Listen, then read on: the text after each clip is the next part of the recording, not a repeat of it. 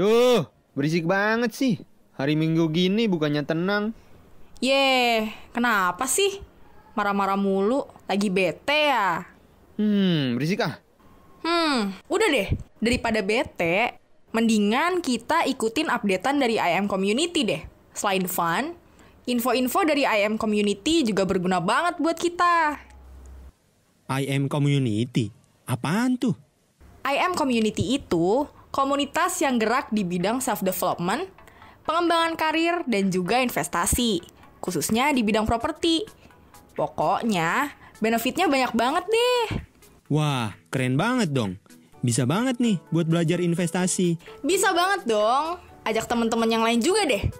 Siapa tahu kan bisa jadi sultan properti di usia muda. Amin.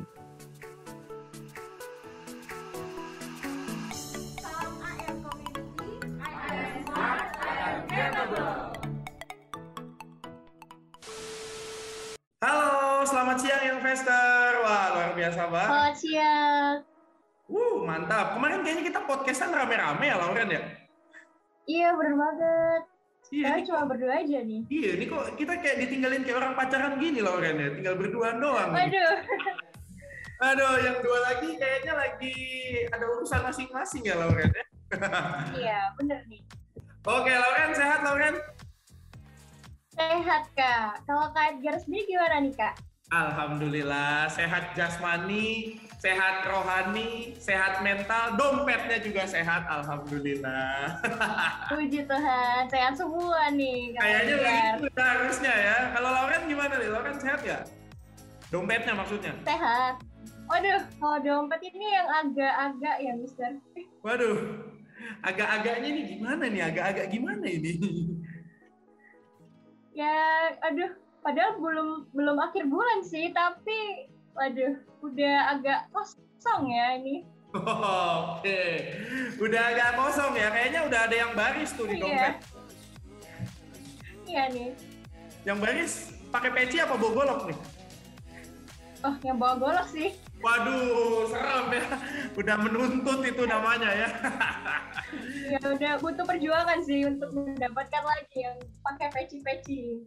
Oh ya. Itu nanti awal bulan ya, kalau kita mau barisin yang orang pakai peci ada 2 itu ya itu awal bulan gitu. Kalau tanggal segini Bener banget sih. susah juga. Susah sih. Kita mau barisin Susah, orang. bener. Luar biasa. Wah, ini ngomong-ngomongin soal dompet, emang hari ini kita mau ngobrolin apa sih, Loren? Kok kita udah nanya-nanya isi dompet aja gitu? Ini kalau nggak salah sih, kita bakalan membahas seputar tabungan sih. Menabung gitu. Iya ya, iya bener ya. Kayak kita mau ngomongin tabungan. Udah bongkar-bongkar isi dompet gitu kan ya. Berarti kita hari ini bakalan buka-bukaan ya? Iya dong, harus dong. Iya. Kita buka-bukaan di sini. Maksudnya buka-bukaan isi dompet ya, yang investor ya, bukan buka-bukaan yang lain gitu. Lagian kan yang investor tontonnya di YouTube gitu ya, YouTube is safe for kids gitu.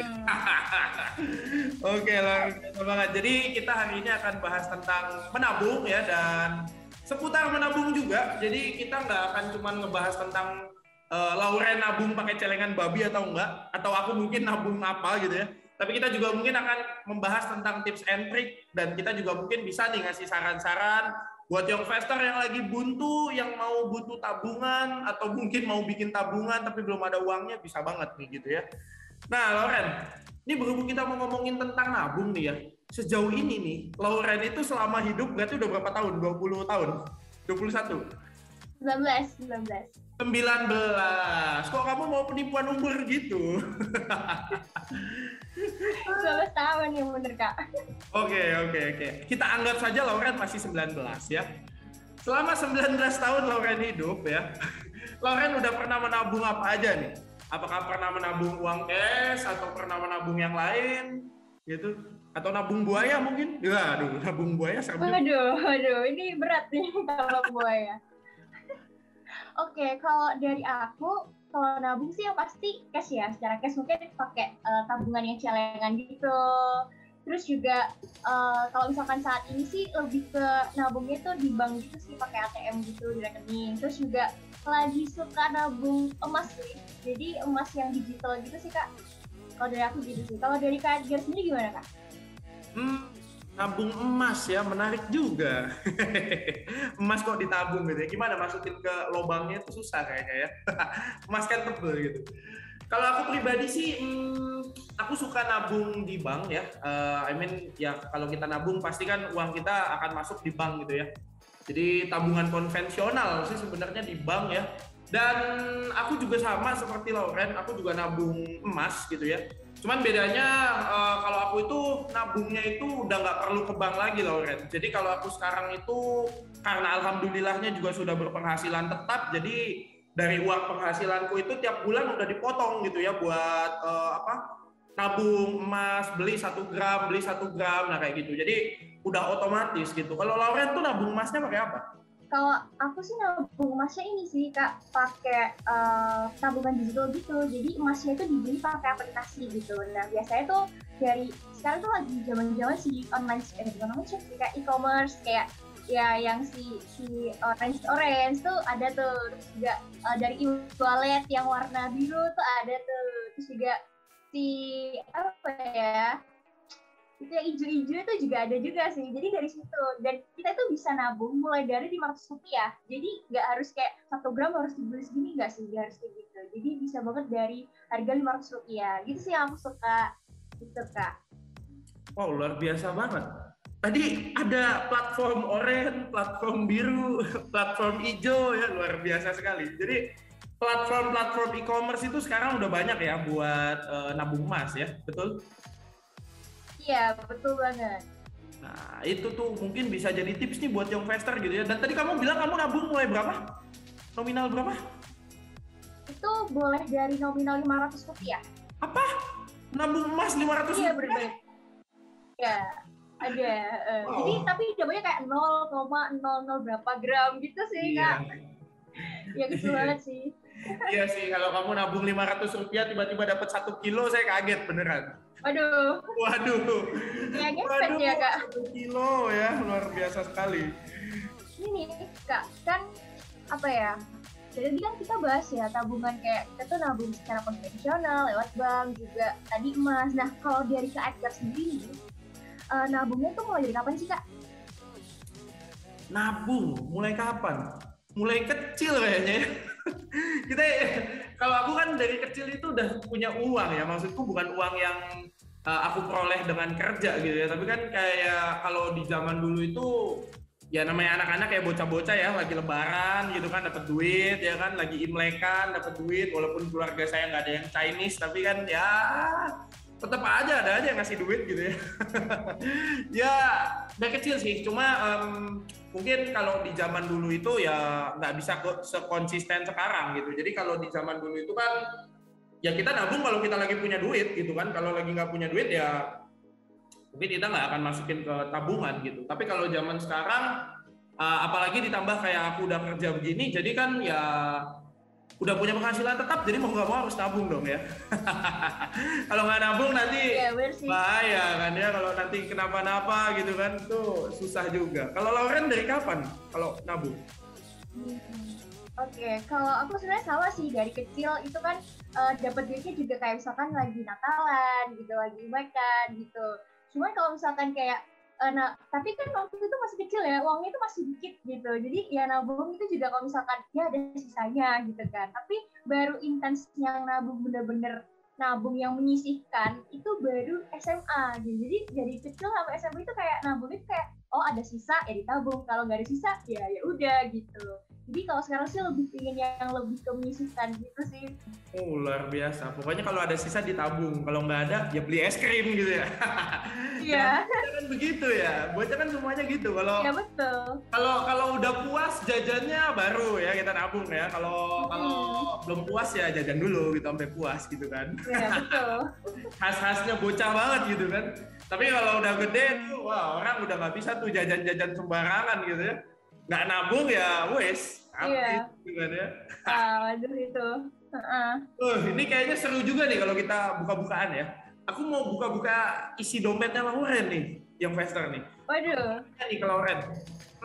Kalau menurut Lauren ya, nabung yang baik gitu ya, atau mungkin kalau dari uang yang Lauren punya sekarang deh gitu ya, berapa persen sih yang cocok buat dialokasikan untuk tabungan gitu ya? ini beda loh sama dana darurat, beda loh. Jadi kan sih yang mau dialokasi nama tabungan? Kalau dari aku sendiri, karena aku tuh kan masih kuliah, terus juga masih dapat sangu dari orang tua juga, segala sesuatu itu masih ikut orang tua. Jadi kalau aku sih masih bisa nabung sampai 15% sih dari sangu yang dikasih. Jadi 10-15%. Tapi kalau misalkan ditanya nih, kayak idealnya itu berapa sih? Sebenarnya nggak ada patokan khusus itu sih, tiap orang harus berapa persen. Karena pasti punya kebutuhan dan penghasilannya itu pasti beda-beda. Kayak misalkan Kak Edgar ini kan udah dapat penghasilan tetap gitu kan, tapi belum berkeluarga. Beda lagi kalau yang udah dapat penghasilan tetap tapi udah berkeluarga gitu kan, kayak pasti ada hal yang beda gitu. Kalau menurutku gitu sih, jadi 10-15% tuh menurutku udah oke banget sih untuk menabung ya, untuk bagiku gitu. Kalau misalkan dari Kak Edgar sendiri gimana Kak? 10-15% itu adalah jumlah yang besar sebenarnya untuk orang yang belum bekerja ya. Karena anggaplah begini, kamu punya uang misalnya, taruhlah ya dalam satu hari kamu dikasih sangu itu 10.000, atau jangan 10.000, kekecilan kayaknya ya, sangu 10.000 tuh nggak ada sekarang sangunya anak harian tuh 10.000. Kayaknya sangu orang tuh sekarang harian itu sekitar 20.000 nggak sih minimal tuh 20.000 nggak sih? Iya, 20.000.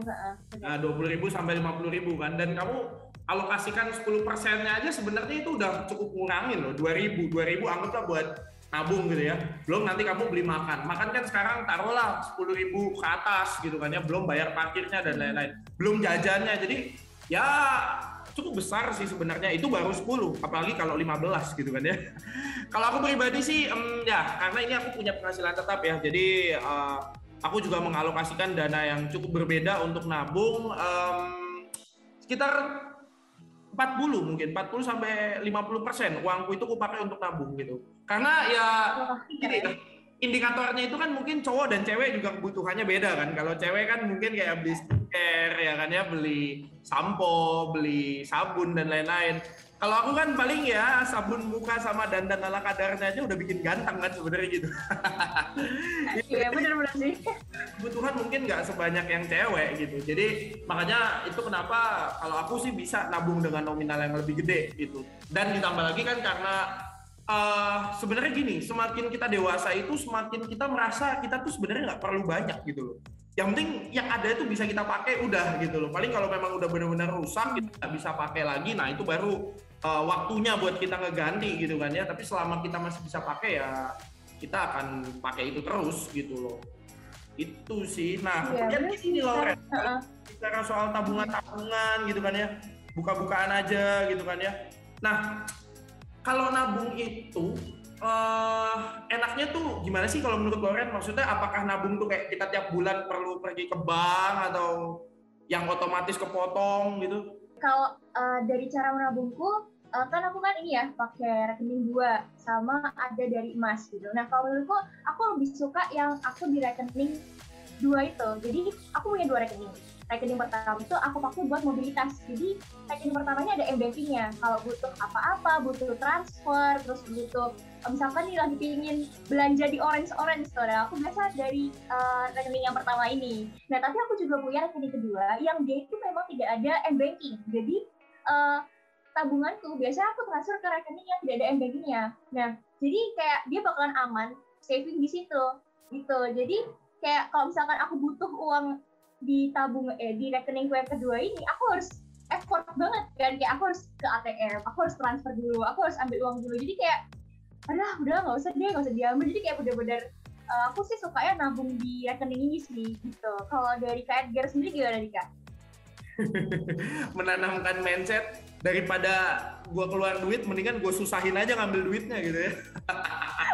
Iya. Biasa banget. Oke, aku juga pernah sih punya mindset kayak gitu ya. Cuma sama aku juga nabung di beberapa rekening karena memang kita nggak bisa punya satu rekening doang, apalagi kalau kamu udah kerja gitu. Biasanya kamu punya beberapa rekening. Dulu aku juga punya loh rekening yang bentuknya tuh kayak uang mati gitu. Jadi kalau ditaruh ke sana tuh itu bahkan dulu ya rekeningku itu nggak ada kartu ATM-nya.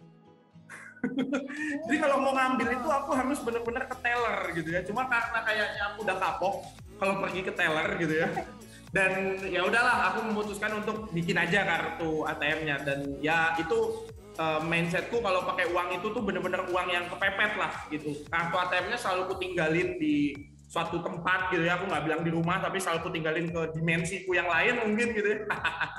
Tapi intinya tidak sering ku bawa-bawa gitu. Ya hampir sama sih, kalau kayak aku ya Kak ya. Nah kalau misalkan nih Kak, sekarang kan lagi tren ya Kak ya, review saldo di TikTok. Nah kadang Kak Edgar suka nggak sih Kak kayak insecure gitu ngeliat tabungan orang-orang tuh banyak, saldonya tuh banyak, gimana Kak? Review saldonya dong ganteng, ya Allah itu tuh udah penghinaan ke aku tuh udah 2 gitu ya. Pertama aku nggak ganteng gitu ya. Kedua saldoku juga nggak sultan-sultan amat sih gitu loh, makanya ya saldoku tuh cukup tapi tidak untuk direview ya.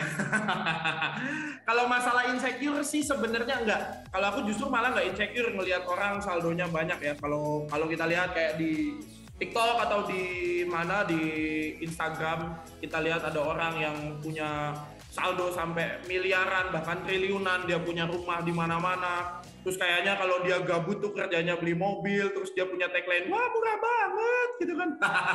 Gak usah sebut nama ya. Iya. Langsung cering. Gimana ya, kayak ya biasa aja gitu loh. Jadi karena gini, bukannya dalam hati aku kayak iri gitu, enggak. Jujur aja aku juga nggak ada iri gitu. Karena menurut aku tuh orang yang keuangannya baik itu adalah ketika dia punya financial freedom yang baik.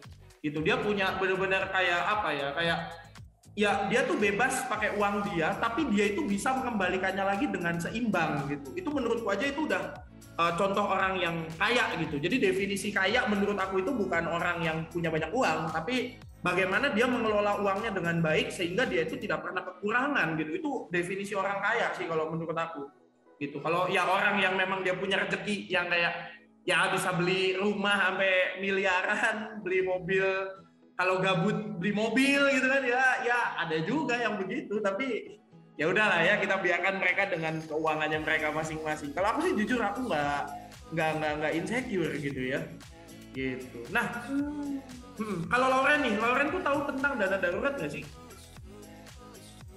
Dana darurat. Kalau nggak salah sih ini ya, kayak dana cadangan yang kita simpan dan nanti itu kita pakai di keadaan darurat nih. Misalkan nih, kalau misalkan kita di PHK atau tiba-tiba ada kecelakaan, jadi kayak ada hal-hal yang tidak kita inginkan. Gitu sih kalau dari aku. Kalau menurut Kak Edgar gimana Kak? Iya, dana darurat. Namanya juga darurat ya. Jadi dipakainya kalau lagi darurat doang gitu. Kalau benar sih aku setuju banget. Jadi yang namanya dana darurat itu kan benar-benar sesuatu dana ya, yang memang kita pakai kalau memang benar-benar keadaannya urgent gitu. Misal sakit, ya benar tadi kalau kecelakaan atau kita tiba-tiba nabrak orang ya, bawa motor nabrak orang, nah itu perlu tuh ada dana darurat kayak gitu. Jadi kenapa kita perlu dana darurat ya, karena biar tabungan kita juga nggak keganggu ya nggak sih? Iya benar sih, tapi ada nggak sih Kak bedanya antara dana darurat sama tabungan? Aku kayak masih bingung gitu sih cara bedainnya. Bedainnya tuh sebenarnya sederhana sih. Jadi gini, yang perlu teman-teman yang investor ketahui juga, pada dasarnya dana darurat itu juga tabungan gitu loh. Jadi dana darurat itu termasuk ke dalam tabungan, tapi mungkin alokasinya berbeda gitu sama tabungan kita yang lain. Kalau kita punya tabungan nih, misalnya kayak kita punya tabungan untuk daily gitu kan ya, untuk harian, kita pakai untuk keperluan kita sehari-hari, itu ada. Kemudian kita mungkin punya tabungan untuk jangka panjang, misalnya kayak tadi kita tabungan emas gitu, atau tabungan yang lain, misalnya saham atau something like that, itu juga untuk jangka panjang. Nah, kita juga perlu punya yang namanya tabungan in case untuk saat-saat yang urgent gitu, untuk saat-saat yang darurat. Jadi sebenarnya kalau ditanya bedanya apa ya, sebenarnya dana darurat itu maksudnya masuk ke dalam tabungan gitu. Oke nih, aku mau nanya lagi nih. Ini kayaknya sih pertanyaan yang klasik sebenarnya ya. Tapi aku mau nanya nih ke Lauren, menurut Lauren aja ya. Ada nggak sih resiko kalau kita itu nggak nabung? Oke, kalau dari aku sih resikonya ini lebih ke dari jangka pendek sih. Karena kan uang ini kan ada salah satu motif itu berjaga-jaga. Jadi nabung ini salah satu motif berjaga-jaga gitu. Nah, misalnya jaga-jaganya apa sih? Jadi kayak jaga-jaga nih, takutnya di dalam misalnya 1 bulan ke depan itu ada suatu hal yang tidak kita inginkan. Nah, dari uang tabungan ini bisa banget mencegah atau meminimalisir hal-hal yang tidak kita inginkan. Nah, kalau misalkan nih kita nggak nabung, itu kayak malah berdampak banget sih. Kayak misalkan nih, kan tadi aku suka banget nih menganggarkan. Jadi ketika aku udah dapat sangu nih dari orang tua, aku selalu kayak nganggarin sebulan depan tuh aku bakalan pengeluaranku tuh bakalan kayak apa sih, gimana aja. Cuma kan itu kan bentuknya anggaran ya, kayak pasti bisa jadi anggaran tersebut tuh meleset, kayak mungkin ada yang berlebih atau mungkin kurang gitu kan. Nah, dengan adanya uang tabungan terus mereka bisa meminimalisir hal itu. Nah, kalau misalkan aku nggak nabung, terus ternyata di akhir bulan tuh butuh pengeluaran yang besar. Nah, aku pasti bingung dong, wah dapat duit dari mana gitu kan. Kalau misalkan aku dia bingung, otomatis kayak satu pemikiranku yaitu adalah utang. Waduh, itu tuh utang ini suatu hal yang toksik kan. Jadi kayak sebenarnya nggak toksik, cuman kayak aku menghindari sekali gitu loh kalau untuk utang, untuk hal-hal yang seperti itu gitu sih. Jadi kayak lebih resiko itu lebih ke jangka pendek sih kalau menurutku, kalau misalkan nggak nabung gitu. Nah, kalau menurut Kak Edgar gimana, Kak? Oke, kalau kita berbicara tentang resiko untuk tidak menabung gitu ya. Resiko untuk tidak menabung itu sebenarnya banyak. Mungkin tadi Lauren juga udah ngejelasin panjang lebar kalau resiko tidak menabung. Kalau aku sih sebenarnya ya sederhana. Kalau misalnya orang itu tidak mau menabung, ya berarti dia tidak akan punya sesuatu untuk dia pakai di masa depan. Gitu. Karena pada hakikatnya kan kita nabung itu kan untuk kita pakai nanti gitu, nggak kita pakai sekarang gitu kan ya. Jadi kalau misalnya nanti di masa depan ada sesuatu yang bagus dan orang-orang bisa beli dengan uang yang udah mereka saving, dan orang itu nggak bisa beli, ya itu resikonya. Sebenarnya sederhananya sesederhana itu sih. Kalau orang itu nggak mau nabung gitu ya. Dan ya benar, kalau kita nggak mau nabung juga, ya kalau in case terjadi apa-apa, misalnya kita tiba-tiba nggak sehat, ya kita nggak punya uang pegangan gitu, dan jatuhnya malah ya jadi ini kan, jadi susah sendiri gitu kan. Bener, ngutang gitu, ngutang itu bener-bener toksik kalau kataku. Karena gini, ngutang itu enak, bikin ketagihan jujur aja ya, karena kita kan tinggal ngomong Bener. dong gitu kan, dapat duit instan gitu kan. Tapi jujur aja, keadaan yang paling nggak enak ketika kita ngutang itu adalah ketika kita harus mengembalikan utangnya, bener nggak? Iya, bener banget sih, valid sih. Bener banget. Soalnya gini, kita mungkin kalau tidak mengembalikan utang, ya di duniamu mungkin kamu bisa selamat, tapi in afterlife you don't know gitu kan ya, kamu nggak tahu. Kalau di dalam kepercayaan agamaku kan, kalau ada orang yang punya utang, dia nggak bakalan masuk ke heaven, dia nggak akan masuk surga gitu kan ya. Jadi ya it's the risk gitu ya, kalau kita tidak mau menabung, kita akan menyusahkan orang lain, dan kita juga akan jadi benalu mungkin di hidupnya orang lain gitu. Oke nih, sih, setuju. benar, setuju banget. Oke nih, luar biasa banget nih Youngfester nih, nggak kerasa ya kita udah ngobrol-ngobrol cukup lama, udah buka-bukaan isi dompet, udah buka-bukaan isi saldo. Cuman sayangnya kita nggak review saldo kita masing-masing ya Allah gitu kan ya. Maaf. Mohon maaf ya, kita bukannya nggak mau nge-review saldo gitu, tapi kita takut kalian yang investor tuh insecure kalau melihat saldo kita gitu ya. Soalnya Ya ampun. itu isinya bolok semua. Kalau punya saya emas, tapi emas koin. Wah. Emas koin 500-an ya, bukan emas batangan. Penting Mas. Emas campur ya, emas campur kuningan gitu ya. Oke, luar biasa sekali. Mungkin cukup sekian untuk yang kita sampaikan di podcast kali ini. Kalau Youngfester mau tahu tips and trick buat banyak hal yang lainnya, kalau teman-teman Youngfester mau tahu tentang self development, karir, atau mungkin Youngfester mau nambahin tentang tips nabungnya Youngfester sendiri, silakan drop juga di komen di bawah ini ya. Youngfester bisa komen, dan nanti kita mungkin bisa jawabin komennya Youngfester ya. Dan barangkali ada nih yang bisa dari Youngfester ngasih inspirasi ke kita buat bikin konten selanjutnya, atau nanti mungkin kita mau mengulas lebih dalam tentang bedah-bedah saldo ya, Lauren ya. Kayaknya seru juga tuh nanti di jilid 2, kayaknya kalau kita ngomongin money management lagi, bedah-bedah saldo aja kita kali ya. Ya boleh tuh. Kita undang jangan saya gitu, kalau bedah-bedah saldo cari yang udah sultan biar nggak malu gitu ya. Oke, seperti biasa nih kalau kita nutup, kita ada jargon dulu ya. Salam I am community, I am smart, I am capable. Smart, I am capable. Yeay, luar biasa. See you Youngfester. Iya. Bye-bye, investors.